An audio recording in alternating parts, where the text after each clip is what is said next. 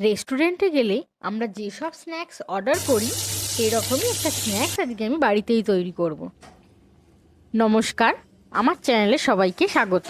আর পুরো ভিডিওটা লাস্ট পর্যন্ত দেখতে থাকুন।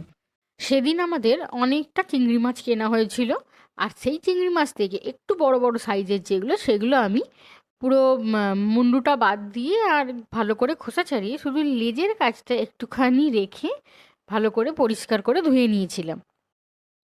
আবার ওই চিংড়ি মাছগুলোকে ভালো করে ছুরি দিয়ে মাঝখান বরাবর কেটে, মানে একদম লাস্ট প্রান্ত পর্যন্ত আমি কেটেছি, যাতে পুরোপুরি মানে মাছটা পুরো পাতলা হয়ে মানে এরকম পাতার মতো হয়ে যায় আর কি, সেরকমভাবে কেটে। আর পারলে কিছু যদি আপনাদের কাছে থাকবে, যেগুলো হ্যামার যেগুলো হয় পেস্ট করার জন্য, মানে মানে রান্নার এতেই কাজে লাগে সেই হ্যামারগুলো, সেই রকম হলে সেইগুলো দিয়েও একটু ঠুকে নিতে পারেন। বা আমি এখানে একটু ছুরি দিয়ে উপর মানে ছুরি যে নিচের অংশটা দিয়ে একটু ঠুকে ঠুকে একটু পাতলা করে নিয়েছি, নিয়ে আলাদা করে সাইড করে রেখে দিয়েছি।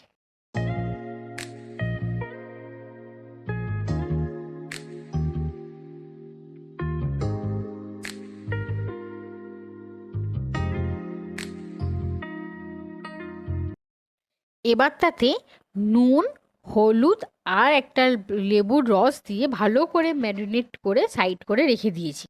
আমি বেশ অনেকক্ষণই রেস্টে রেখে দিয়েছিলাম। এবার আমি একটা পেস্ট রেডি করে রাখবো ম্যারিনেট করার জন্য। এখানে ডবল ম্যারিনেট হবে।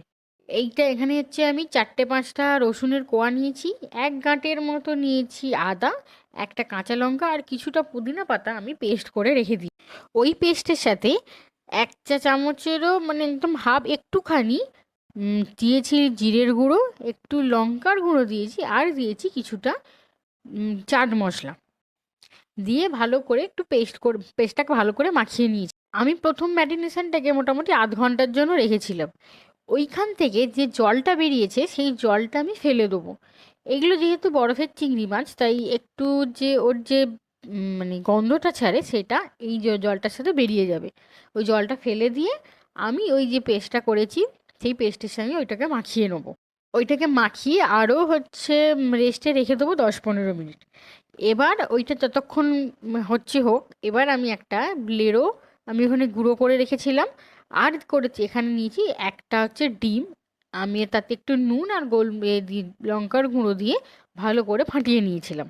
10 মিনিট পর ওই যে চিংড়ি মাছগুলো ছিল তাতে পেস্টগুলো ভালো করে মানে লাগানো হয়ে গেছিলো। ওইটাকে প্রথমে ব্রেড ক্রামসে ডোবাবেন, এই এপিট ওপিট করে নিয়ে তারপর ডিমে ডুবিয়ে তারপর আবার ব্রেড ক্রামসে দিয়ে ভালো করে চিপে নিয়ে রেখে দিতে হবে সাইড করে। সব কটা করে নিয়েছি, দেখুন সব কটা কমপ্লিট করে নিয়েছি। এই রকমভাবে কি সুন্দর দেখতে লাগছে। এবার গরম গরম তেলে এটাকে ভেজে নেবো।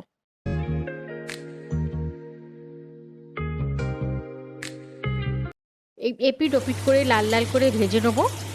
বাইরে রেস্টুরেন্টে গেলে এইসব স্ন্যাক্স আমরা প্রায়শই অর্ডার করে থাকি, এইসব মুখরোচক জিনিস। তাই ওইখানে বাইরে গিয়ে এতটা টাকা ওয়েস্ট করা ছাড়া মানে অনেকটা টাকা চলে যাবে, সেটা যদি আমি বাড়িতে কিছু পরিশ্রমে করে ফেলতে পারি, ওই দামে আরও অনেকটা বেশি আমি এই স্ন্যাক্সটা রেডি করতে পারবো। কারণ বাইরে গেলে ও যেই দামে যতগুলো দেবে ঘরে তার থেকে ডবল হবে।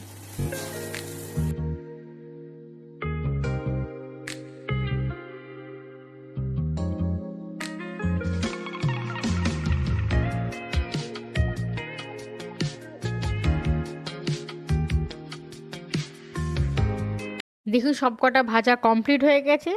দেখতে যেমন ভালো হয়েছে, খেতেও তেমন দুর্দান্ত হয়েছে।